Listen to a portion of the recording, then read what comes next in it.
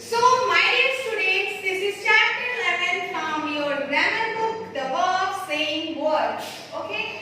Now I'm going to teach you about the use of is, are, am, and was and were. These are called helping words or saying words. Okay. Now we will start by introducing what is saying words. Saying words किसको कहते हैं? इससे हम लोग start करते हैं इस chapter को। देखो, सेइंग वर्ड्स होता है कि जो किसी भी चीज के बारे में, जैसे कि कोई भी सब्जेक्ट है अगर सेंटेंस में, तो उसके बारे में कुछ कहता है। से मतलब क्या होता है? कहना। तो is, are, am, was और were are the words which say something about the subject. जो सब्जेक्ट क्या होता है? कोई भी नाउन और प्रोनाउन जिसके बारे में बात की जाए, ठीक है, तो उसी को हम लोग क्या कहते हैं? सब्जेक्ट कहते हैं। अभी मैं एक सेंटेंस में आपको बताऊंगी कि सब्जेक्ट क्या है।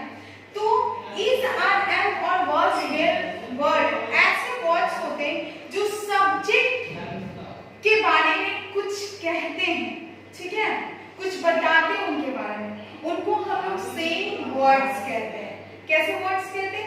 सेइंग वर्ड्स कहते हैं और उसको हम लोग वर्ड्स भी कहते हैं, ठीक है। और ये हेल्पिंग वर्ड्स भी कहलाते हैं क्योंकि ये मेन वर्ड की सेंटेंस में मदद करते हैं और इनको हम लोग हेल्पिंग वर्ड्स भी कहते हैं। तो अभी आपको सिर्फ इनको सेइंग वर्ड्स और वर्ड्स के फॉर्म में जानना है, तो उतना समझिए कि इज, आर, एम, वाज और वेयर ऐसे वर्ड्स होते हैं जो सब्जेक्ट के बारे में कुछ बताते हैं, इसलिए उनको सेइंग वर्ड्स कहा जाता है और इनको वर्ड्स भी कहा जाता है। जैसे देखिए, यहाँ ही इज माय फ्रेंड। देखो, यहाँ पे आया है कि सब्जेक्ट के बारे में कुछ बताते हैं, कहते हैं, ठीक है। तो यहाँ ही इज माय फ्रेंड। आप सोचोगे कि आप लोग पूछोगे कि ये सब्जेक्ट क्या है? तो देखो, इस पूरे सेंटेंस में किसके बारे में बात हो रही है? कह रहे कि ही इज माय फ्रेंड, वह मेरा दोस्त है, यानी इस वह के बारे में बात हो रही, ही के बारे में बात हो रही है, ठीक है। तो ये क्या है? सब्जेक्ट हो गया, ठीक है। तो इस ही जो कि एक लड़का है उसके बारे में बात होगी और उसके बारे में ये कह रहा है कि वो मेरा फ्रेंड है, वो मेरा दोस्त है।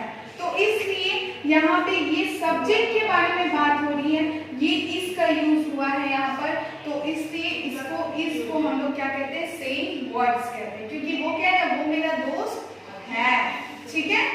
तो इसका मतलब आया कि है कि वो मेरा दोस्त है, वो भी मेरा दोस्त है, तो इसलिए इसको हम लोग सेइंग वर्ड्स कहते हैं।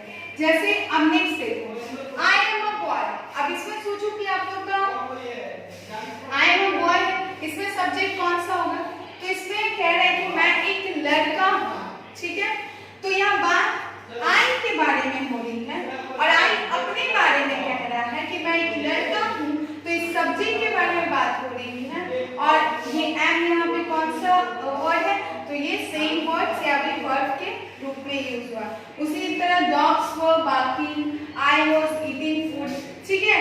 तो यहाँ पे हर चीज के बारे में कुछ ना कुछ कह रहा है। यहाँ पे डॉग्स के बारे में बात हो रही है, वहाँ पे आई यानी कि एक कोई पर्सन है आई, वो खुद के बारे में बता रहा है, तो इन सब के बारे में कुछ ना कुछ कह रहा है। That's why is, R, M और वाज वर्ड जो होता है वो एक सेइंग वर्ड्स कहलाते हैं, ठीक है। अब आते हैं कि हम लोग इज, आर, एम और वाज वर्ड का यूज कब करते हैं, ठीक है। तो सबसे पहले हम लोग यूज ऑफ इज, आर और एम पढ़ेंगे, ठीक है।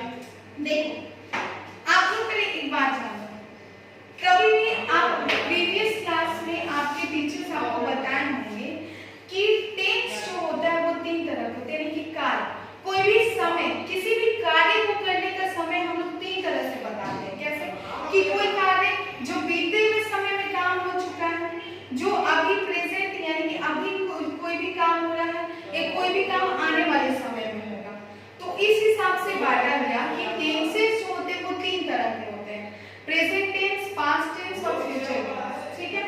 तो ये इज, आर और एम जो हो जाता है ये प्रेजेंट टेंस के लिए यूज होता है, यानी कोई भी कार्य अगर अभी के समय में हो रहा है, प्रेजेंट समय में हो रहा है, तो उसको बताने के लिए जो वर्ड्स का हम लोग यूज करते हैं वो इज, आर और एम होता है, ये प्रेजेंट टेंस में यूज होता है। अब इसका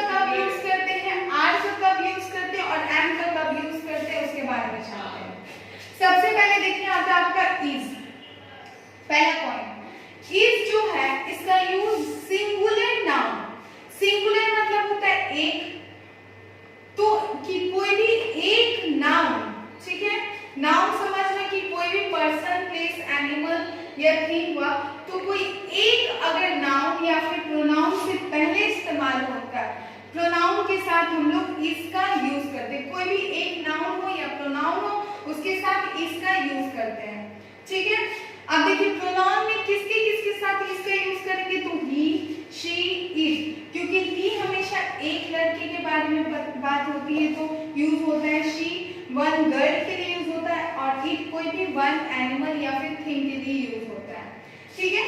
तो इसलिए ही, शी, इट के साथ इसका यूज होता है। जैसे कि देखो यहाँ पे ही इज अ बॉय, यानी वो क्या, एक लड़का है, तो यहाँ ही क्या है, सिंगुलर है, एक ही लड़के के बारे में बात हो रहा है, इसलिए यहाँ पे इज का यूज किया गया है। समझ गए कि इज जो होता है वो हमेशा एक लड़का, सॉरी, हमेशा एक नाउन या प्रोनाउन यानी सिंगुलर नाउन और प्रोनाउन के साथ यूज होता है। दूसरा आता है आर। आर का यूज कब होता है, तो आर का यूज विद प्लूरल नाउन और प्रोनाउन के साथ करते हैं, ठीक है।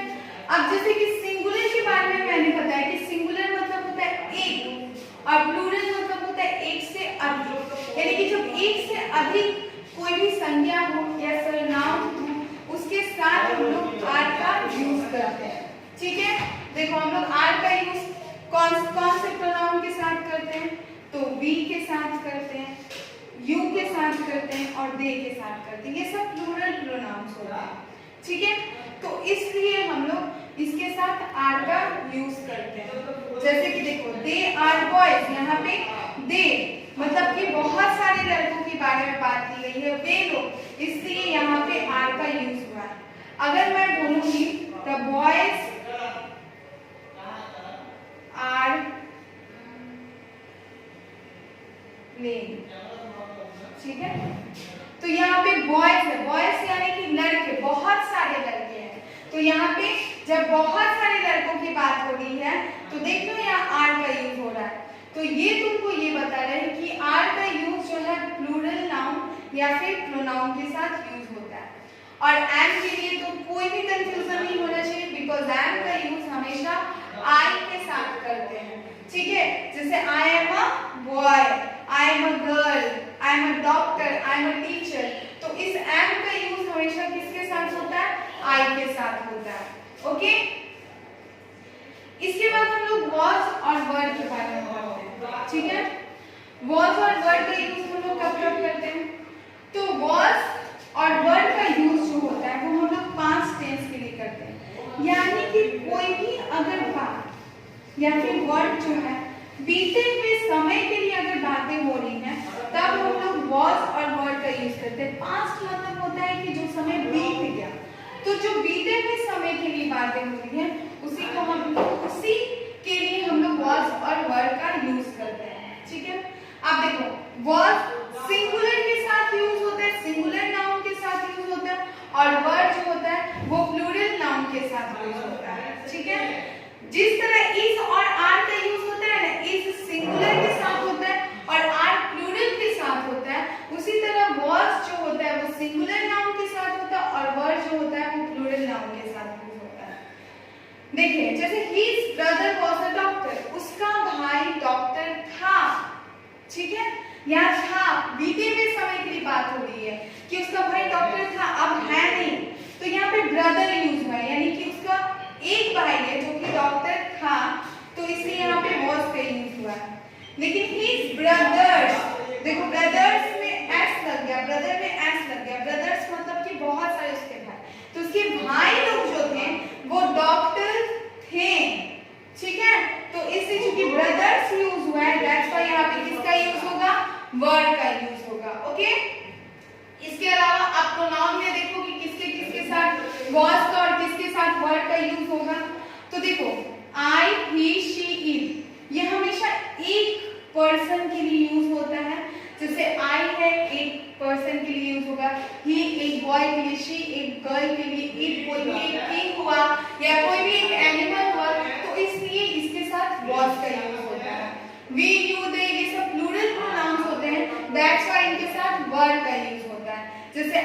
was in class 2। देखो I है एक पर्सन तो was यूज हुआ है, she एक गर्ल है तो was यूज हुआ है, they बहुत सारे हैं तो were यूज हुआ है। तो ये चीज आप याद रखोगे कि अगर सिंगुलर नाउन या प्रोनाउन होगा तो was, और प्रेजेंट में is का यूज होगा, और प्लूरल नाउन और प्रोनाउन होगा तो पास्ट में were और प्रेजेंट में are का यूज होगा। ओके, अब देखिए is are am से यहाँ पे आपको दिया है फील करने के लिए, ठीक है। इस आरएम की हेल्प से आपको फील करना है। मैं एक दो बताते हैं, बाकी क्वेश्चंस आप अपनी नोटबुक पे मेंशन करके खुद से करोगे। There dash 7 days in a week, कहते हैं कि एक वीक में 7 दिन होते हैं। यहाँ पे दिनों की बात हो रही है, प्लूरल, तो यहाँ देयर के साथ आर का यूज होगा। और ये भी याद रखना कि हमेशा देयर के साथ आर का ही यूज होता है, ठीक है। नहीं इसका भी यूज होता है, बट यहाँ पे 7 डेज की बात हो रही है, दैट्स व्हाई यहाँ पे चूंकि 7 दिनों की बात हो रही है, प्लूरल है, तो यहाँ आर का यूज होगा।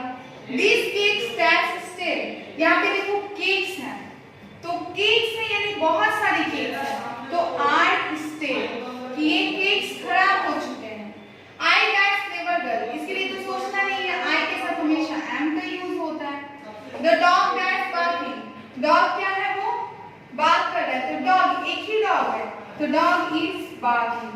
अ लोटस एक ही लोटस का फूल है, तो अ लोटस इज अ फ्लावर। तो इस तरह आपको वर्ड्स और वेयर में भी करना है, वर्ड में भी करना है, और आपको अपने बुक का जो बुकवर्क है उसको कंप्लीट करना है।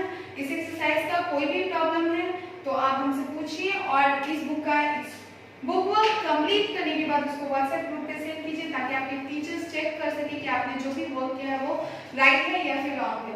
ओके स्टूडेंट्स, सो अगर इस चैप्टर में कोई प्रॉब्लम नहीं हो तो आप पूछ सकते हैं, and thank you all of you.